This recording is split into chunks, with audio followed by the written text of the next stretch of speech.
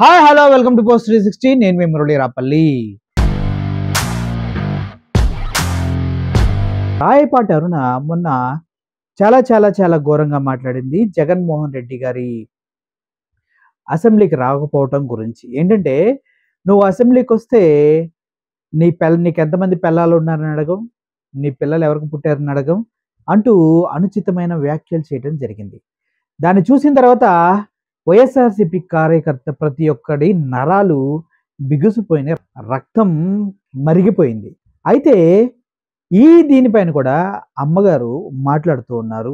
దానికి సంబంధించిన కారణాలు ఏం మాట్లాడుతూ ఉన్నారో ఒకసారి మీరు చూడండి. ఇందుట్లో గతంలో నేను చేసిన వీడియోస్లో జగన్మోహన్ రెడ్డి సత్య హరిశ్చంద్రుడిలా ఫీల్ అవుతున్నానంటూ నేను ఒక వీడియో చేయడం జరిగింది. అది పంచి ప్రభాకర్తో నేను ఇంటర్వ్యూ చేయడం జరిగింది.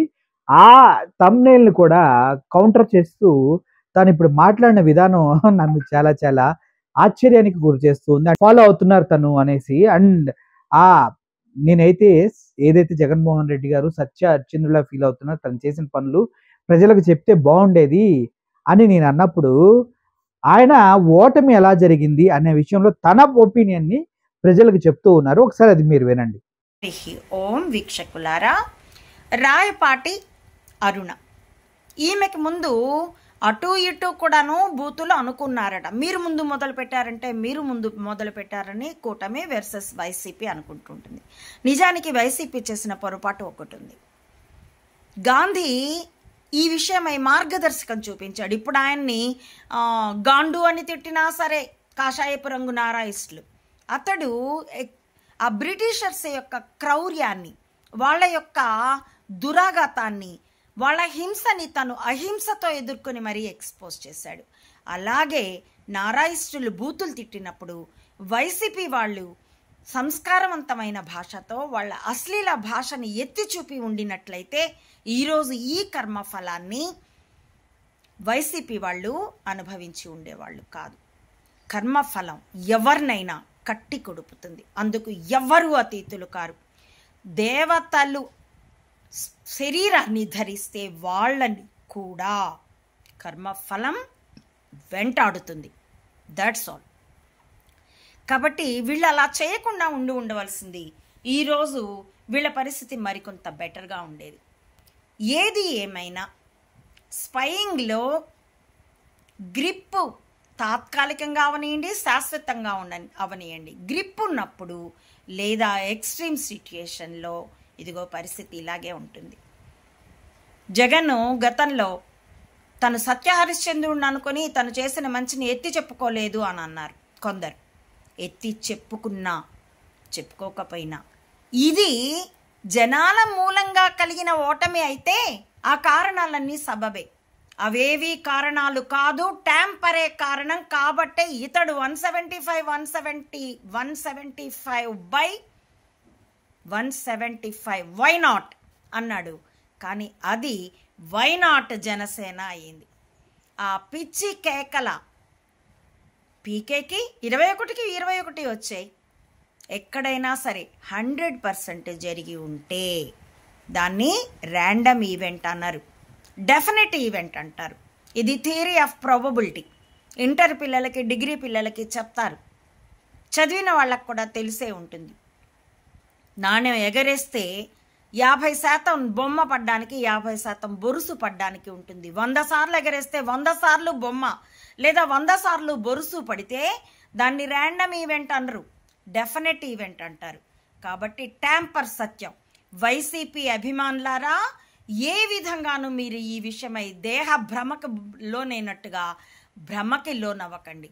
ఇది ప్రజలు వేసిన ఓటింగ్తో వచ్చిన గెలుపు కాదు, ట్యాంపర్తో. కాబట్టి కారణాలు వెతక్కండి. అది వెతికి మీరు ఆత్మ వంచన చేసుకోకండి, జగన్ని కూడా వంచబోకండి.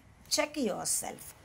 చూశారు కదా, ట్యాంపర్ జరిగిందా లేదా అన్నది ఇప్పటికీ సందిగ్ధంలో ఉన్నప్పటికీ ప్రాబబిలిటీ అండ్ పాసిబిలిటీని ఒకసారి ఆవిడ అంచనా వేసి మనకి చెప్పిన విధానాన్ని బట్టి పాసిబిలిటీ ఉంది అంటంలో ఎటువంటి సందేహం లేదు కదా. Okay, there is a possibility. So ఆ పాసిబిలిటీని బేస్ చేసుకొని ఇప్పుడు కనుక నిజంగా అధికారంలోకి వచ్చినట్లయితే రాబోయే రోజుల్లో మాత్రం మళ్ళీ ఆ తప్పు జరగదు. కాబట్టి ఆలోచించాలి. పార్టీలు, పార్టీ వర్గాలు అనేది తన ఒపీనియన్. ఒకసారి మీరు కూడా ఆలోచించండి. అయితే చంద్రబాబు నాయుడు గారి తమ్ముడు ఈ మధ్య పరమపదించారు, స్వర్గస్థులయ్యారు.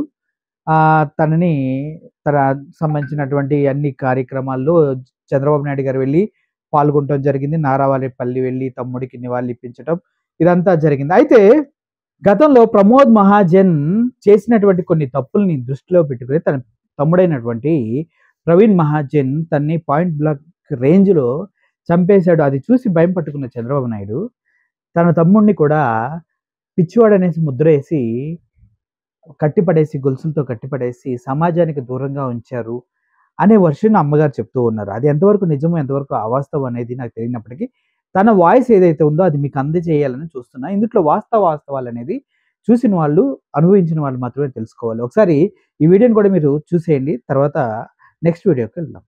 హరి ఓం వీక్షకులారా, మరో గూఢచర్య వైచిత్రి చెప్తానండి మీకు. 2006లో, అప్పటికి 2004లో పివి నరసింహారావు చనిపోయాడు. అసలు 1996లో పివి నరసింహారావు దిగిపోగానే తమకు గ్రిప్ వస్తుంది అని అనుకున్నాడు డ్రామోజీ. రాలేదు. అతడి చావు కోసం ఎదురు చూశారు. 2004లో అతడు చనిపోయినా కూడా ఇంటర్నేషనల్లీ తమకి దెబ్బలు తగులుతూ ఉన్నాయి. వలయం మాకు తెలుసా లేదా? అసలు పివి మరణించాక దీన్ని నడపగలవాడెవ్వడు? ఇదేవి అర్థం కాక అందున 2004లోనే సోనియాని మన్మోహన్ అనే ఒక పప్పెట్ని పెట్టి సోనియాని గద్దెక్కించే కదా. అయినా కూడా దెబ్బలు తగులుతున్నాయి దేశంలోనూ, దేశం బయట కూడా.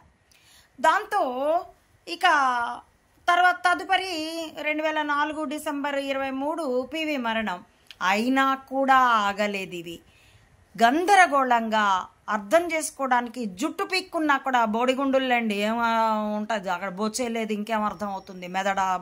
తలపైన జుట్టు లేదు, తల లోపల మెదడు లేదు. తెలిసిన 10 స్ట్రాటజీలకి ఎవరికి అనుమానం లేనప్పుడు, ఎవరికి ఏమి తెలియనప్పుడు నడిపించడమే. నమ్మక ద్రోహాలు, ఆడాళ్లను అడ్డం పెట్టుకోవడాలు, వీటితో నడిపించడమే గొప్ప గూఢచర్యం అనుకున్నది ఆ గుంట నక్క. ఇటీవల మరణించిందిలేండి.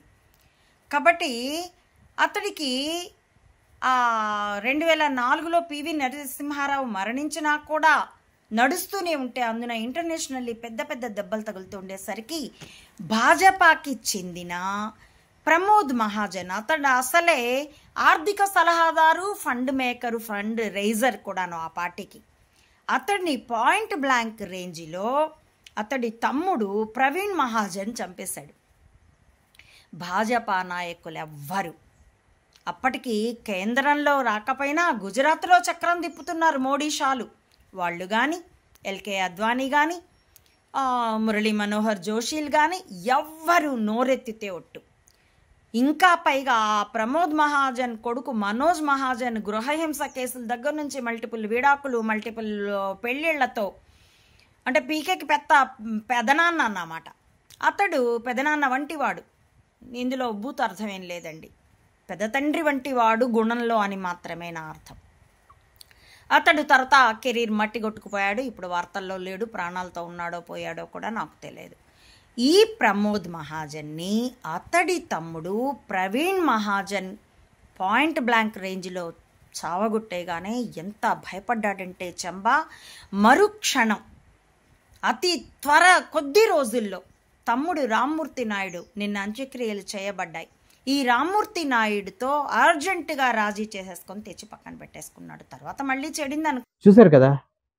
మన హీరోగా అభిమానించే నారా రోహిత్ గారు కూడా తన తండ్రికి జరిగినటువంటి నష్టాన్ని ప్రజల ముందు చెప్పే ప్రయత్నం చేస్తున్నారని తెలుస్తుంది. ఓకే, ఏదేమైనప్పటికీ చంద్రబాబు నాయుడు గారికి కలిగిన లాస్, సొంత తమ్ముడిని కోల్పోవటం అనేది చాలా పెద్ద లాసే. మా ఛానల్ ముఖంగా చంద్రబాబు నాయుడు గారికి మా సంతాపాన్ని తెలియజేస్తూ ఉన్నాం. సార్, మీరు ఈ లోటు ఎవరు తీర్చలేంది, మీ తమ్ముడిని మీరు కోల్పోవటం అనేది. మీ తమ్ముడు ఆత్మకి శాంతి కలగాలని మనసారా కోరుకుంటూ మీరు ఇంతకన్నా మంచి ధైర్యంతో ముందుకు సాగాలని మనసారా కోరుకుంటున్నాం. Thank you sir. Thank you for watching this video. I'm Murali signing off. Thank you so much.